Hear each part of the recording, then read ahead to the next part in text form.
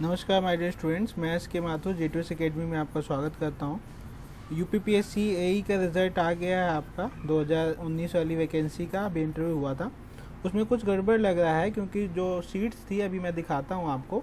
Total seats fill नहीं की गई हैं, उसमें टोटल सीट्स फिल नहीं की गई हैं, बल्कि जो आपका मिनिमम क्वालिफाइंग मार्क्स थे आपके 35% और 40%, ये कई बच्चे लाए होंगे जिनको इंटरव्यू की कॉल भी नहीं आई। इंटरव्यू की कॉल के ना आने के बावजूद वो सीट खाली हो गई, वो मैं आपको समझाऊंगा अभी। उससे पहले हम चलते हैं रिज़ल्ट में। जो पहला पेज है वो हम आपको दिखा देते हैं, उससे कुछ हद तक आपको आइडिया लग जाएगा कि क्या गड़बड़ हो सकता है इसमें। और मुझे जो फील हो रहा है मैं भी आपको उस पर थोड़ी सी बात करके आपको बताऊंगा कि क्या रीज़न हो सकता है।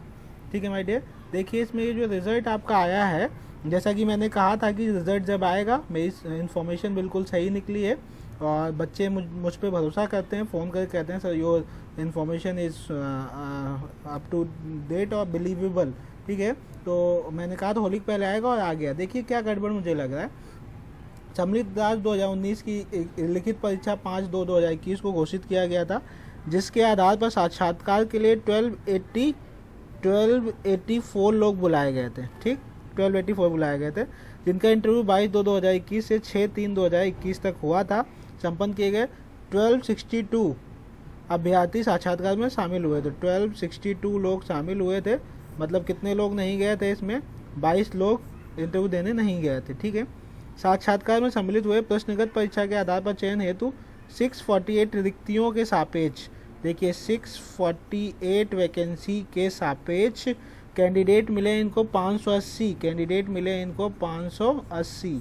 मतलब यहाँ पे कितनी सीटें खाली चली गई आप देख सकते हैं, 68 सीटें जो हैं वो खाली चली गई। ठीक है, अब ये सीट्स खाली जाने का रीज़न क्या हो सकता है इसकी, इस पर अभी हम बात करेंगे। तो ये देख लेना, 648 में से 580, 648 में से 580 सेलेक्ट हुए हैं। तो आपकी ये जो खाली चली गई सीट्स वो 68 वैकेंट सीट चली गई, 68 सीट्स वैकेंट चली गई। इस पर भी हम बात करेंगे। अब देखिए जल संसाधन किसमें खाली गई हैं। भूमि संरक्षण भूमि संरक्षण अधिकारी सिंचाई एवं जल संसाधन विकास विभाग की 21 सीटें खाली गई हैं। सहायक अभियंता विद्युत यांत्रिक आवास एवं शहरी नियोजन की 4 सीटें खाली गई हैं। सहायक अभियंता विद्युत यांत्रिक इलेक्ट्रीशियन और मैकेनिकल नगर निकाय विभाग की 2 सीटें खाली गई हैं।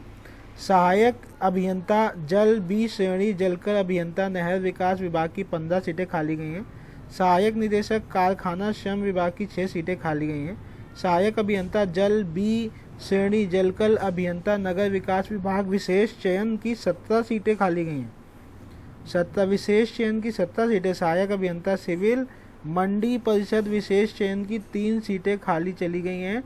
और रिक्तियां सुयोग्य अभ्यर्थी, ध्यान दीजिएगा, सुयोग्य अभ्यर्थी उपलब्ध ना होने के कारण अनभरी रह गई हैं, जिन्हें अग्रेनित किया जाता है, जिन्हें आगे के लिए फॉरवर्ड किया जाता है। माय डेज में इसमें जो चीज़ें हैं, अब हम इसमें ये चीज़ समझेंगे कि ये सीटें क्या कैंडिडेट्स के मिनिमम क्वालिफाइंग मार्क्स नहीं आए थे जो ये सीटें खाली चली गई। अभी मैं उस पर समझता हूँ। परीक्षा परिणाम आयोग की वेबसाइट यूपी इस पर है, आप आयोग के कार्यालय के सूचना पट पर उपलब्ध है। उत्तर प्रदेश के बाहर की महिलाएं अभ्यर्थियों का परिणाम उत्तर प्रदेश राज्य सरकार द्वारा योजित विशेष अपील 475/2019 में माननीय उच्च न्यायालय द्वारा पारित किए जाने वाले अंतिम निर्णय के अधीन होगा। मतलब आउटसाइड की जो फीमेल्स हैं उनको रिजर्वेशन शायद मिला है, 20% जो रिजर्वेशन है, हॉरिजॉन्टल रिजर्वेशन है, उस पर शायद अदर स्टेट्स की महिलाओं को भी मिल रहा है। वो उसका कोर्ट केस चला, उसके बारे में बात कर रहा है। प्रश्नोत्तर परीक्षा सम्मिलित शेड्यूल कट ऑफ अंक और अभ्यर्थियों के प्राप्तांक सी की वेबसाइट पर जारी किए जाएंगे। मतलब अभी आप लोगों के मार्क्स वगैरह जारी नहीं किए गए हैं। ठीक है, जो बच्चे सेलेक्ट हुए हैं उनको कॉन्ग्रेचुलेशन। और मैं उम्मीद करूंगा कि ये बच्चे इंस्टीट्यूट्स के लिए कुछ फाइनेंशियल सपोर्ट ज़रूर करेंगे ज्वाइनिंग और सैलरी मिलने के बाद। ठीक है, 648 में से 580 सेलेक्ट हुए हैं, 68 वैकेंसी खाली चली गई। अब इसको हम समझते हैं। ठीक है, मिनिमम क्वालिफाइंग मार्क्स आपका था, मिनिमम क्वालिफाइंग मार्क्स आपका जनरल कैटेगरी मान के चलते हैं 40% था। ठीक है, तो अब हम देखेंगे 750 का रिटर्न था आपका, रिटर्न 750 का था, रिटर्न 7। आप लोगों को कुछ अगर समझ में आता है कि क्या रीज़न होगा कि ये सीटें खाली चली गई, तो आप मुझे ज़रूर बताने का कष्ट करिएगा। कमेंट में आप अपनी राय ज़रूर रखिएगा।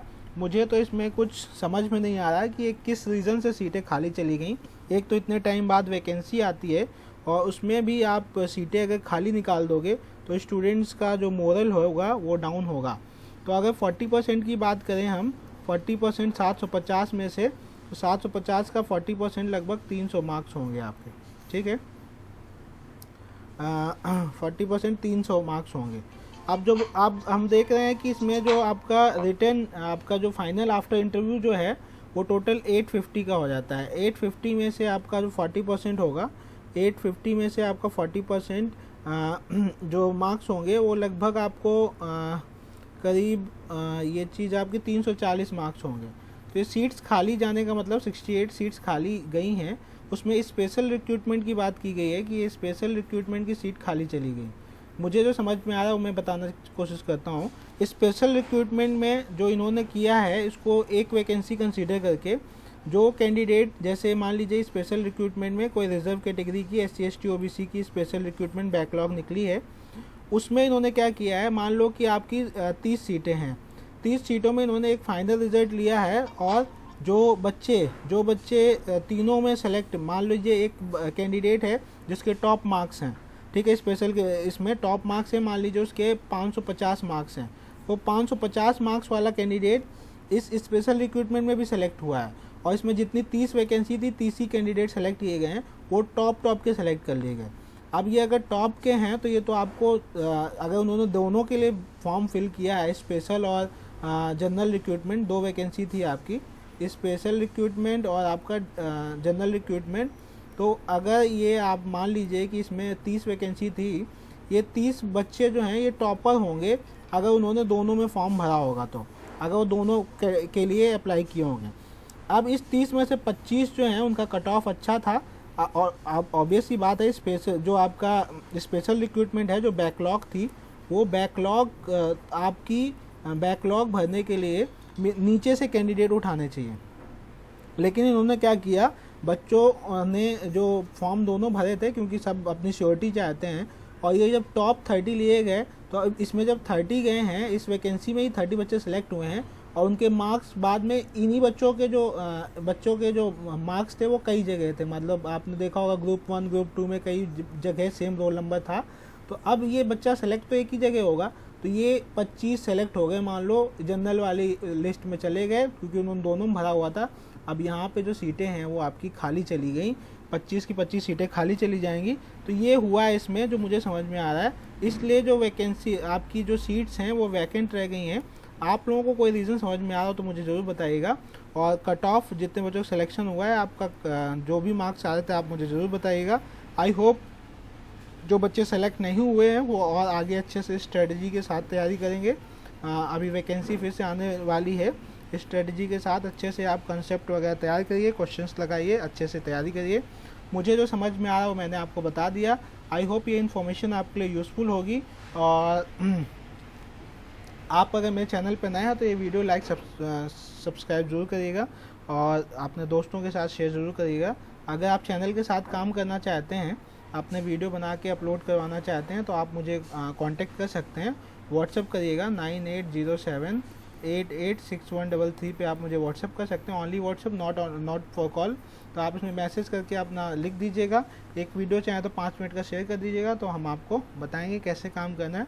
उसमें कुछ इनकम जनरेट होगी अगर, तो आप तक शेयर भी की जाएगी, उसमें आपका परसेंटेज फिक्स किया जाएगा। कॉन्ग्रेचुलेशन सभी का जिनका सिलेक्शन हुआ है। Thank you for watching this video.